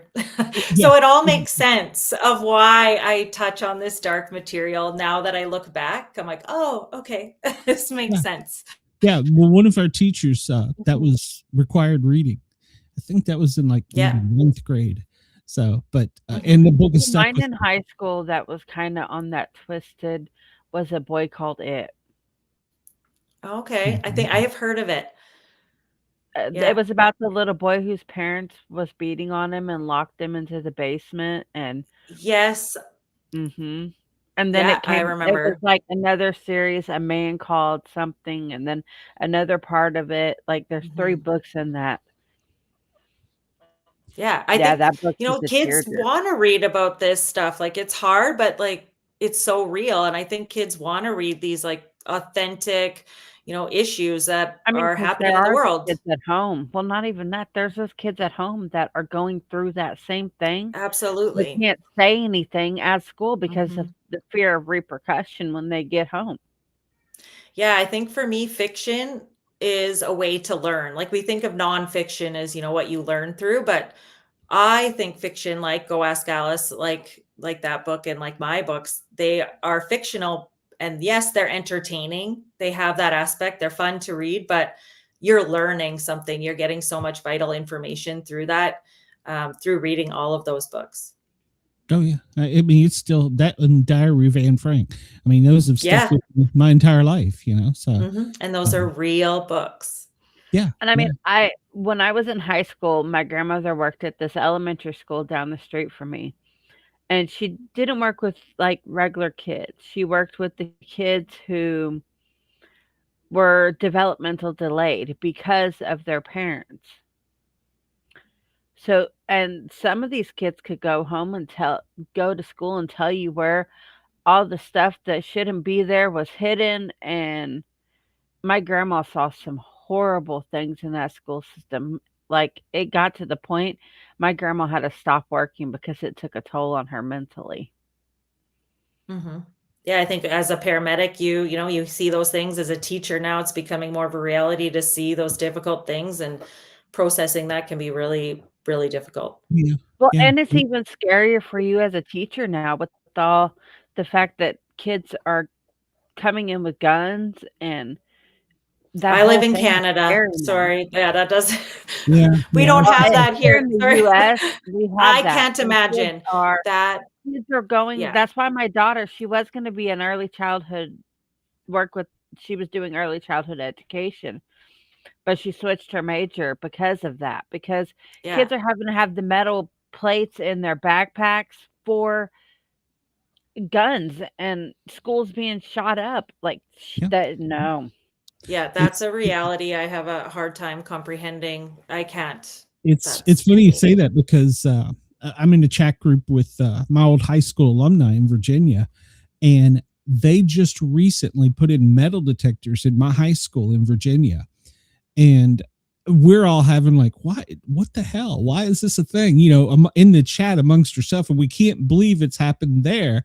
It's right outside of Washington, D.C., so it's not like it's in a small town, but Mhm. it's like it's just hard for us to even comprehend. And it's, God, I've been gone from high school for like 80 years, so, but it feels like it. Yeah. So, all right, well, so let's try and take a little detour from the dark stuff. What do you do to relax? What do you read? What do you enjoy to relax? Because you've got to get away from this some. I know you do. I do, as a paramedic. Yeah. Yeah, I walk a lot. So every day I have to go for some kind of walk outside just to like clear my head, especially after a hard day. We do a lot of skiing in Canada. I love to ski. Summertime, we like to be on the water, and I read voraciously, and I'll read anything and everything. I love books. So I do a lot of that. That's good. Now, Mhm. if there was another genre that you could write, just any genre, what would it be? I'm having a hard time thinking of writing anything but this. I would love to play around with like dystopian. Like, I love dystopian books, and I feel like what the topics I'm writing about could lend to like creating this, this world overtaken by tech or something, and yeah, just create this dystopian society. I think that would be cool. Yeah. Well, look how much, just from, I'm a kid of the 70s to now, how much things have changed. Imagine somebody born in 2026, down the road, how much things are going to change. Because my son pointed out to me, he goes, I was alive just before the internet, so I know what it's like. He goes, but I've had the internet most of my life. He goes, I can't imagine what my kids, they're going to have it their entire lives. So yeah, they'll never know. It's like I was an old man when I finally got it. So. I remember like the huge computers with the big backs. We'd have to use the dial-up internet if we wanted to do anything. Yes. Yeah, like That's so annoying. that's how sound. so annoying. It's not worth it. It wasn't worth it. Like, So you if never you went ask on a for a kid long time. nowadays what that sound is, they have no clue. No, Not at all. they would never know. If you handed them a rotary dial phone and said, "Here, call 911." Yeah, no. What? Like the old box TVs that stood that Yeah. you could use as a shelf on top of it. No, they don't Yeah. know. Yeah. Flat screens, all the things. They have no idea. Some ways I'm glad things have changed. In other ways, Yeah. I'm like, get off There my are lawn. good things. There are definitely absolutely. good things. Absolutely, there are.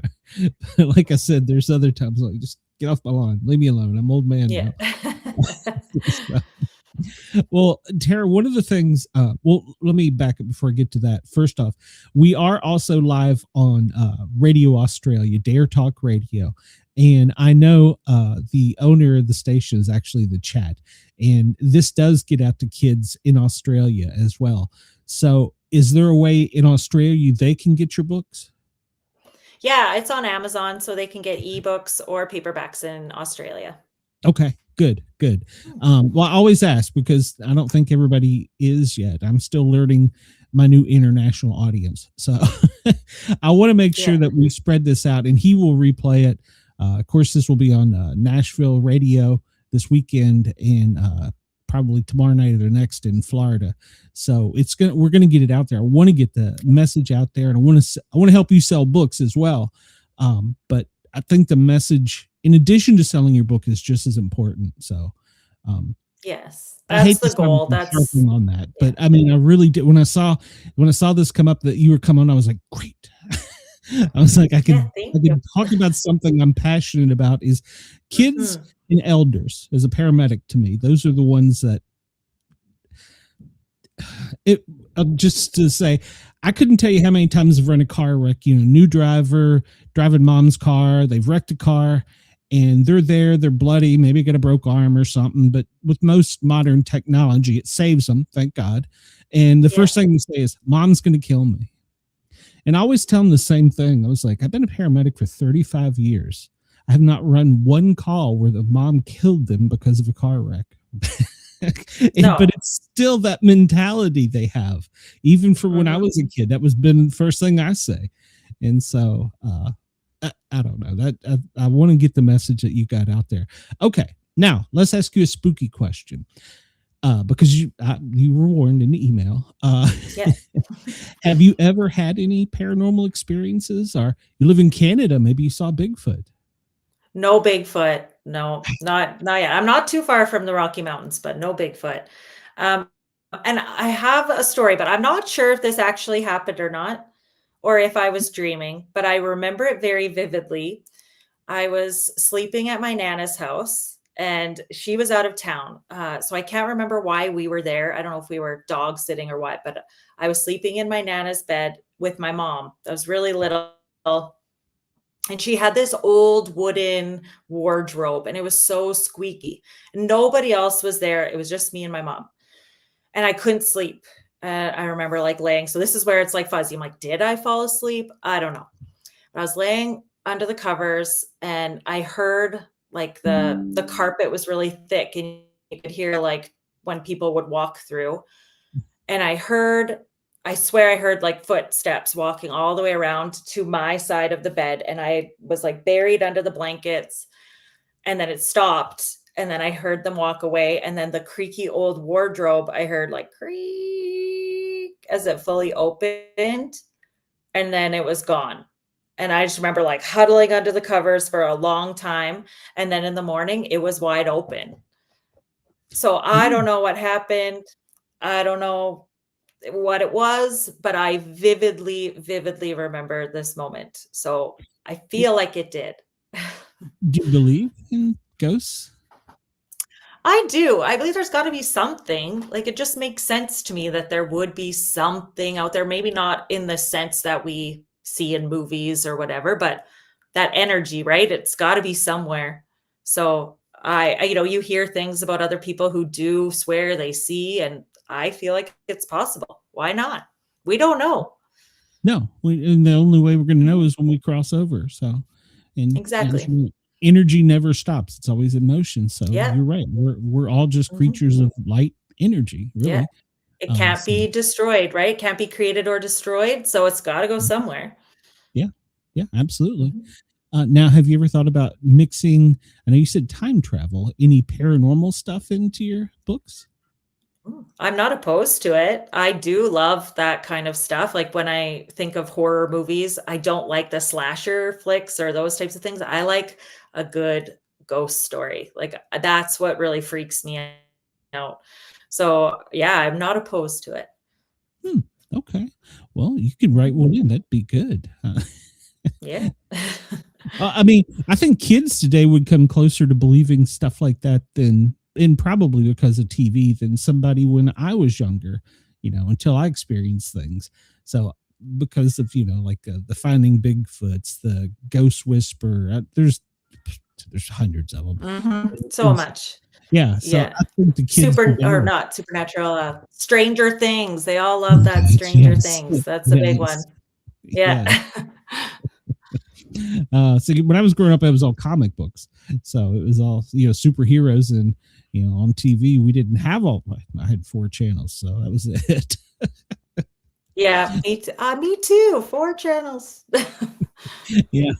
So one of our friends in the chat here, he has a ghost that he can smell cooking in his old house. That's crazy. Yeah, he's told that story before, how he could smell the food that they were cooking. So I don't know. I'm like, I mean, there's worse things. Oh yeah, much worse. Yeah, I mean, it smells good. I would rather have that opposed to, like you see in the horror movies, the blood running down the wall. Yeah, this sounds like a much better option. Yeah. I would definitely prefer that. So when will your next book be out? I'm hoping within a year. So I'm about halfway through the first draft. It usually is about a year-long process. So my goal is about maybe November 2026. Okay. Now, are you going to have these on Audible, or is that a thing with young adults? Maybe one day. Yeah. Mostly adults, I feel like, but there are some. Maybe someday. Right now, I'm just going to stick with the paperbacks and the e-readers because that tends to be what most people use. Okay. What author have you fancied yourself after? Yeah, so there's 2 big ones. John Green, he doesn't write anymore. He's retired from writing, but he was a YA author, and I just love everything that he wrote. But I would say currently the author that I feel like I'm most similar to would be Kathleen Glasgow. She writes very real fiction as well for YA. Like she deals with things about self-harm and alcoholism, and just again, those like real hard hitting subjects for teens. So she would definitely be like my hero. I love everything she writes. And if I could say I'm anything like her, I would be just lucky to have that talent. That's great. Now, have you met any of your other authors? Have you met either of them? No, I wish I would.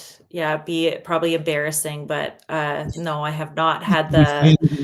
Yeah, I would be a grown woman acting crazy, but no, unfortunately, not yet. Maybe one day. Brenda says she needs audiobook because she can't read. She has a vision problem. I've got a loyal following in the chat, so that's amazing. So Tara, I'm going to put it in the show notes. I'll have to redo the YouTube page. I will put in there where they can find your stuff. Anything you want to plug while you've got 50-some thousand people listening to you? Yeah. No, I just really appreciate people who take the chance on me. I know I'm a new writer, and people have their like set writers that they tend to buy from. So everybody who's taken the chance, I just appreciate it so much. And I hope people can really see the value in what I'm writing and, take away the subject matter and have those difficult conversations. And, it's my way of facing this issue that seems insurmountable. This is my way of, speaking up and getting the message out there. So I just appreciate anybody who takes the chance on that. I think you're a great spokesperson for the cause. I will be definitely getting your books for my kids. And I will, thank you. I will definitely. Well, I'm an avid reader, and I read all of our guest books. Oh, so you are the best. Thank you for the support. She is a avid reader, and I will get a copy for my daughter-in-law and my daughter because I think the oldest grandchild is 5. So not yet. Not yet. It's a little dark. Well, not to read to them. Yes, I know. Don't do that. Don't recommend. I don't know. They've already let him watch Stranger Things and Venom and all this. And pounding my head into a wall. So, wow. Kara, thank you so much. I'm going to keep in contact with you because, like I said, I'm passionate about this as well. And I would love to have you back with your next book. I would love that. Or maybe just if something pops up in your life that you think is important, let us know. We would love to have you on because I'm a huge advocate for this type of thing. I think you can't tell enough people this. That it's like you're preaching to a wall. So, yeah, thank you. I appreciate that. I would love to come back on. Okay, Great. Hopefully we didn't scare you off. So, No, not at all. Have a great night. Thank you for coming on. Thank Yeah, you for you giving too. us your time. I do appreciate it. Have a great night. Yes. All right. You Bye-bye. too. Thank you so much, guys. Bye. Bye-bye. That was great, Harley. And I do mean that. Anybody that has a young adult or is going to have a young adult, find her book, read it. It's really important to us old people that don't understand that the topic that was there. So, and if it's Christmas time, if you know somebody, buy them a book, get it to them, because this is something that hasn't gotten out there yet that people need to know. So, all right, well, we're going to wrap it up, Harley, because we are at the top of the hour, and I'm going to turn it back over to Radio X in Australia. Thank you, everybody. I do appreciate you for tuning in, and I do appreciate your support. Please come over and find us on the YouTube channel. I promise we'll fix this site. We'll get it. I don't know what happened. And I will be tomorrow noon on the Thin Line Rock Station. And then from 2 to 4, my normal Sportcat Daily Gazette, me and Brenda. And next week, Harley and I'll be back with Sportcast. Warm up for her. Everybody have a great night. Thank you to all of our listeners. We appreciate your time.